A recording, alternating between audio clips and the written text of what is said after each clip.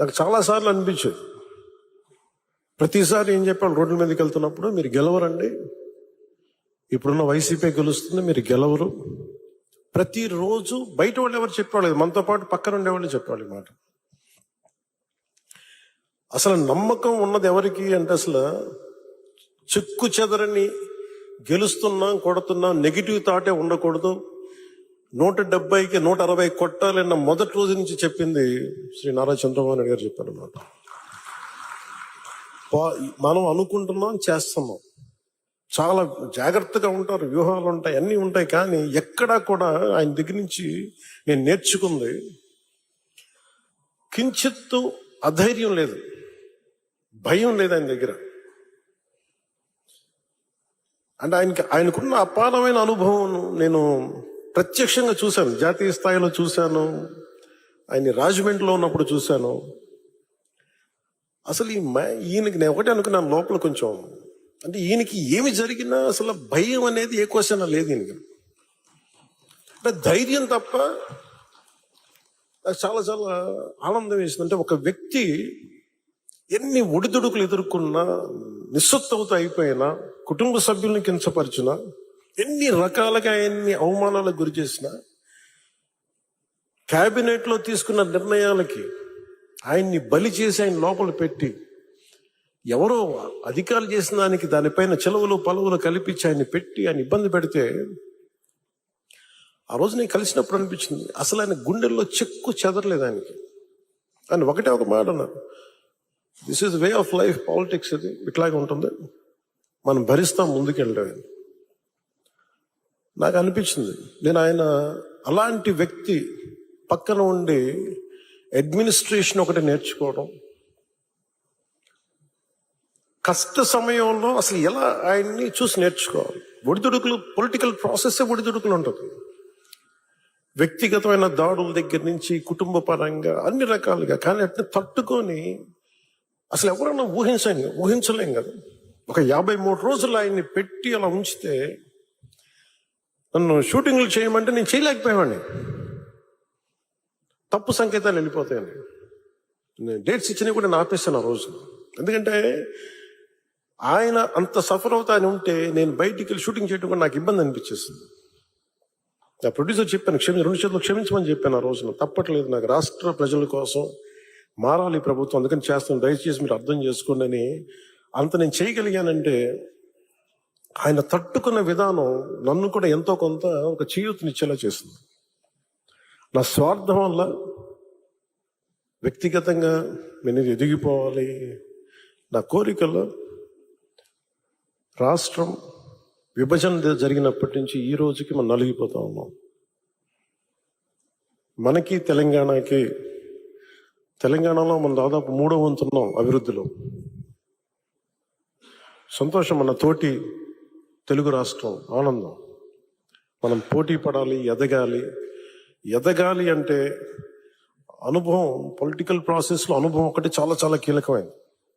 తెలివితేటలు ఉండొచ్చు, అన్నిటికంటే కూడా అందరినీ సమన్వయపరిచి, అందరినీ ఆకట్టుకోగలిగి, అందరినీ ఒక దారిని పెట్టగలిగి, కొంత మెత్తదనంతో మందలిస్తూ, కొన్నిసార్లు గట్టిగా చెప్తూ, అలాంటి నాయకుడు వెంట ఆయన నాయకత్వంలో మేమందరం పనిచేయటం నాతో సహా చాలా చాలా నాకు ఆనందంగా ఉంది.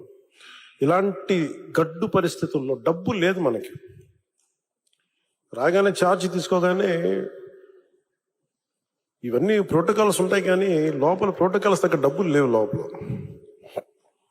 అలాంటిది ఆయన రాగానే ఈ 100 రోజుల్లో ఏమి చేసామని కీలకమని చెప్తే, ఏమైతే చెప్పారో మెగా డిఎస్సిని మేము పెడతాం, భర్తీ చేస్తామంటే 16,437 ఉపాధ్యాయ పోస్టుల్ని భర్తీ చేయడం. చాలాసార్లు పెన్షన్ గురించి మేము మాట్లాడుకుంటా ఉంటే చాలాసార్లు దీంట్లో నేను పెన్షన్ బాగా ఎక్కువ చేద్దామని అనుకుంటే, ఎలా సార్ పాసిబిలిటీ అంటే, కష్టంగా ఉంటుంది కానీ మనం పెంచాలి. ఆయనకున్న ఆకాంక్ష కూడా ఏంటంటే సంపద కొద్ది మంది దగ్గర ఉండిపోకూడదు, అవి తిరుగుబాట్లు వస్తాయి. ఈ రోజున ఆయన నాయకత్వంలో ఈరోజు పొద్దున క్యాబినెట్ మీటింగ్లో మాట్లాడుకున్నప్పుడు కూడా ఎంటర్ప్రెన్యూర్షిప్కి ఒక 100 కోట్లు మూలధనం ఒక కార్పొరేషన్లో పెడితే మైక్రో మన చిన్నపాటి పరిశ్రమలకి, ఔత్సాహికులకి, పారిశ్రామికవేత్తలకి అండగా ఉండటానికి ఒక 100 కోట్లు మూలధనం పెడితే దాన్ని 5,000 కోట్ల వరకు తీసుకురావచ్చు. అలాగే 500 కోట్లు పెడితే దాన్ని 20,000 దాకా తీసుకెళ్లొచ్చన్న ఈ రోజు నా ప్రతిపాదన చాలా అద్భుతంగా ఉంది. ఇవన్నీ చెయ్యాలి అంటే ఈ రాష్ట్రాన్ని, ఉమ్మడి రాష్ట్రాన్ని దిశానిర్దేశాన్ని మార్చిన వ్యక్తి, మైక్రో మన మన ఈ విపరీతం బలమైన సంస్కరణలు తీసుకొచ్చిన వ్యక్తి, SEZs ద్వారా కానీ, అభివృద్ధి కానీ, అలాగే మన ఇజ్రాయలీకి సంబంధించి ఈ మైక్రో ఇరిగేషన్, ఇలాంటివన్నీ మొట్టమొదటి తీసుకొచ్చిన వ్యక్తి. చాలా సింపుల్గా ఉంటాయి. ఇంకుడు గుంతలు అంటే అది చూడటం చాలా మందికి ఆ టైంలో హాస్యాస్పదం, ఏంటి గుంతలు తవ్వుకోవడం ఏంటని. ఆయన దార్శనికులు, ఆయన హెడ్ చూడగలరు. దానికి చాలా మంది మేధావులతో మాట్లాడాలి. అలాంటి మేధావులతో కూర్చొని వాళ్ళని అర్థం చేసుకొని తనతో పాటు సహచరులను ఒప్పించి ఈ రోజున ఒక ఇంకుడు గుంతలు అనేది మనకి మన ఇంటి నిర్మాణంలో ఒక భాగం అయిపోయింది. ఇలాంటి ఎన్ని తీసుకున్నా, చిన్నది పెద్దది ఎన్ని తీసుకున్నా అనునిత్యం నన్ను ఆశ్చర్యపరుస్తూనే ఉంటారు ఆయన. ఎప్పుడు చూసినా ఒకటి అనిపిస్తే ఈ నుంచి ఎంత నేర్చుకోగలం మనం, ఎంత ఆయనకి పక్కన ఉండి చేదోడు వాదోడుగా ఉండగలం. నాకు ఇదే తలంపు ఉంటుంది. అలాంటి పెన్షన్లు కూడా ఎలా పెంచగలం అంటే మనం పెంచుదో నాకు ఒక అవగాహన ఉందండి.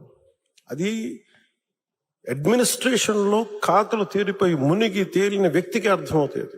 మంచి మనసు ఉండొచ్చు, చెయ్యాలన్న తపన ఉండొచ్చేమో, కానీ దానికి తగ్గ అవసరమైన ప్రతిభ లేనప్పుడు, అనుభవం లేనప్పుడు, మనుషుల్ని కలుపుకెళ్ళగలిగే సమర్థత లేనప్పుడు అది ఎవరి వల్ల కష్టం అవుతుంది. అలాంటిది ఆయన అద్భుతంగా 4,000 ఇవ్వడం ఒకటైతే, మొదటి నెల ఒక్కొక్కరికి 7,000 చొప్పున ఒకటే రోజున 65.18 లక్షల మందికి, అది కూడా ఇంటింటికి వెళ్ళి 4,400 కోట్ల రూపాయలని పంపిణీ చేపట్టడం, చేతికి డబ్బులు ఇవ్వడం, దేశంలోనే సంక్షేమంలో ఇది ఒక తిరుగులేని చరిత్ర. మనస్ఫూర్తిగా గౌరవ ముఖ్యమంత్రి గారికి ధన్యవాదాలు తెలుపుతున్నాను. గత ప్రభుత్వంలో ఉద్యోగులకు జీతాలు వచ్చాయి, నెలకి జీతాలు వచ్చాయి కాదు. వాళ్ళు PDF వాళ్ళ ప్రావిడెంట్ ఫండ్ డబ్బులు కూడా తీసేవాళ్ళు. అలాంటిది వాళ్ళకి నెలకి 1వ తారీఖున ఉద్యోగాల జీతాలు అందుతున్నాయి. 1,674.47 లక్షల కోట్ల ధాన్యాన్ని కొనుగోలు, ఆ బకాయిల్ని చెల్లించి అన్నం పెట్టి అన్నదాతని ఆదుకున్నారు. స్థానిక సంస్థలకి, పంచాయతీ సంస్థలకి అసలు డబ్బులు లేవు. అధికారులు యంత్రాంగాన్ని రివ్యూ మీటింగ్స్ లో చేస్తున్నప్పుడు అడిగితే డబ్బులు రావాలి, ఏం చేయాలో తెలియట్లేదు అనే స్థాయి నుంచి ఆయనకి ఒకసారి నేను తెలియజేసుకున్నాను, ఇట్లా డబ్బులు కొంచెం ఒక రోజు సమయం ఇవ్వండి అని చెప్పి స్థానిక సంస్థలకి ఆయన 1,452 కోట్లు ఇచ్చి నిర్జీవం అయిపోతున్న పంచాయతీలకి, నీరసపడిపోతున్న పంచాయతీలకి తిరిగి ప్రాణం పోశారు చంద్రబాబు గారు. 1,452 కోట్ల రూపాయలు ఇచ్చి పేదల కోసం రాష్ట్ర వ్యాప్తంగా ఈ అన్నా క్యాంటీన్లు ప్రారంభించడం. నేను ఎప్పుడు అన్నా క్యాంటీన్ తెలుసు కానీ, చూసేవాడిని కానీ ప్రత్యక్షంగా వెళ్ళే నాకు ఇది ఉండదు. సో ఈ రోడ్లో వస్తున్నప్పుడు పొద్దున్నే ఒక రోజున ఎయిర్పోర్ట్కి వెళ్తా ఉంటే అన్నా క్యాంటీన్ ప్రారంభించిన 3వ రోజు 4వ రోజు చాలా మంది లారీ డ్రైవర్స్, ఈ మన బేల్దారి పనిచేసే కార్మికులు, డ్రైవర్స్ అందరూ, ఆటో డ్రైవర్స్ అందరూ కూర్చోబెట్టి లైన్లో ఉన్నారు. ఏంటి ఇంతమంది లైన్లో ఉన్నారంటే ఆ పొద్దున్నే ఆ పలహారం తింటాను. నాకు అనిపించింది గత ప్రభుత్వం ఎలా వదిలేసింది అని చెప్పి. అన్నా క్యాంటీన్ని ఆయన ఎన్టీ రామారావు గారి పేరు మీద ఉన్న అన్నా క్యాంటీన్ ఎలా మూసేయాలనిపించింది. 10 మందికి అన్నం పెట్టేది, అది 10 మంది ఆకలి తీర్చేది, ఎలా తీసేసారు నాకు అర్థం కాదు. అలాంటిది అంతమంది లైన్లో ఉండి నిలబడి చూస్తా ఉంటే నా కడుపు తరుక్కుపోయింది. నిజంగా తిరిగి అన్నా క్యాంటీన్ని ఆరంభించి కార్మికుల తాలూకా క్షుద్బాధని తీర్చిన చంద్రబాబు గారికి మనస్ఫూర్తిగా ధన్యవాదాలు తెలుపుకుంటున్నాను.